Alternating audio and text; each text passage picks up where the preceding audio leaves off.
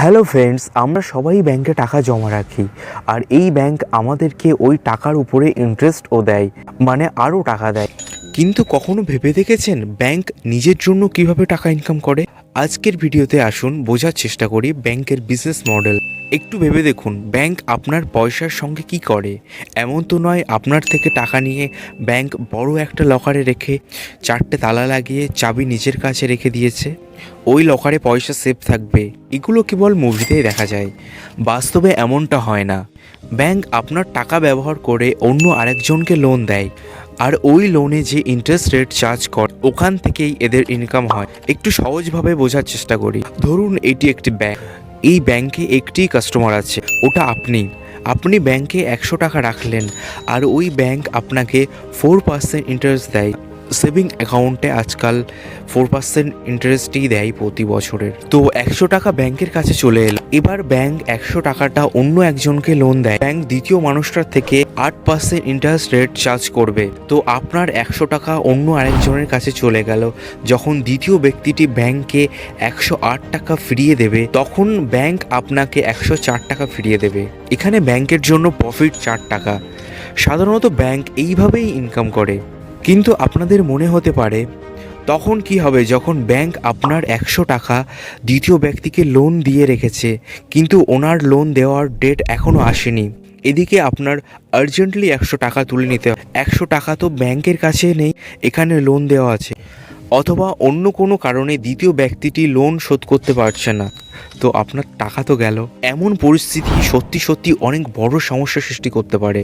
ব্যাংকে তো একটি টাকা জমা রাখা ব্যক্তি আর একটি লোন নেওয়া ব্যক্তি থাকে না, অনেক মানুষ থাকে। কিন্তু প্রতিটি ব্যাংকের পয়সা নিজের কাছে জমা রাখে না, কেবল লোন দিয়ে দেয়। এর জন্য আরবিআই বা রিজার্ভ ব্যাঙ্ক অফ ইন্ডিয়া একটা রুল রেখেছে যে যতটা টাকা মানুষ জমা রাখছে ওর কমপক্ষে 4% ব্যাংক নিজের কাছে ক্যাশে রাখতে হবে। এটাকে বলা হয় ক্যাশ রিজার্ভ রেশিও। আরবিআই সব ব্যাংকের বস, তো বস যেটা ডিসাইড করবে সেটাই হবে। এটা সময়ের সঙ্গে সঙ্গে উপর নিচে হতে থাকে। আজকাল এই রেশিও 80% আছে। এখানে আরবিআই সমস্ত ব্যাংককে বলছে কমপক্ষে এত পার্সেন্ট টাকা ওখানে ডিপোজিট করে রাখতে হবে। যেখানে আমরা বলবো কিছু জায়গায় আছে এখানে, যেমন গভর্নমেন্ট বন্ডস, গোল্ড, সিকিউরিটি।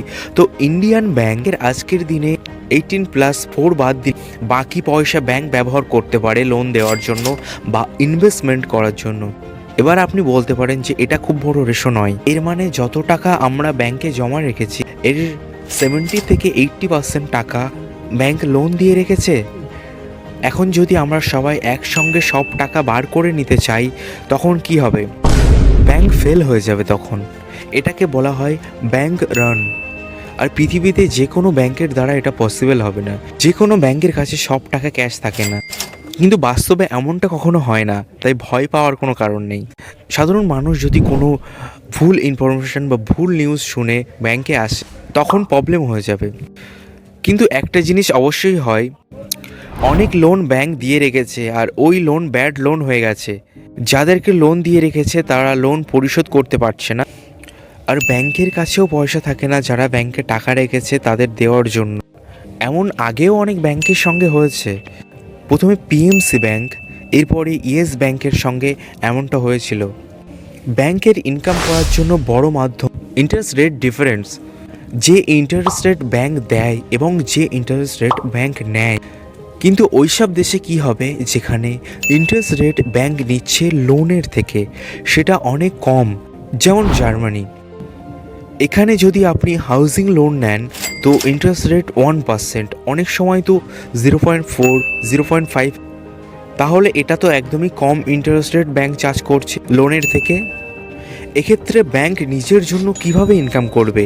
এই ক্ষেত্রে আজকের দিনে বেশিরভাগ ওয়েস্টার্ন ইউরোপের দেশগুলিতে ব্যাংকে যে সেভিং অ্যাকাউন্ট ইন্টারেস্ট দেয় সেটা আরও কম।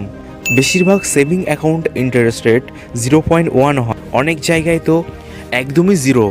ব্যাংক আপনাকে সেভিং অ্যাকাউন্ট খোলার জন্য কোনো টাকা দেয় না। আর দ্বিতীয়ত মাসে টাকা চার্জ করতে থাকে। মানে আপনার যদি ব্যাংকে টাকা জমা রাখতে হয় তো মান্থলি টাকা দিতে হবে ব্যাংকের টাকা জমা রাখার জন্য।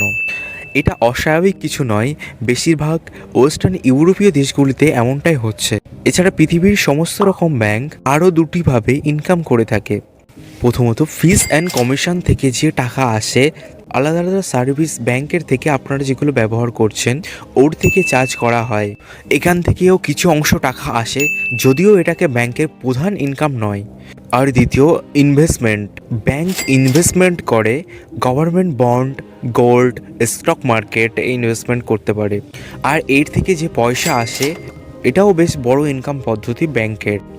আর এক্সপেন্সিভের কথা বলতে গেলে একটা ব্যাংকের অনেক টাকা খরচা হয়। এমপ্লয়িজ আর ম্যানেজারদের স্যালারি দেওয়ার জন্য একটা ব্যাংকের খরচা 30 থেকে 40% এখানে যেতে পারে শুধু স্যালারি পে করার জন্য।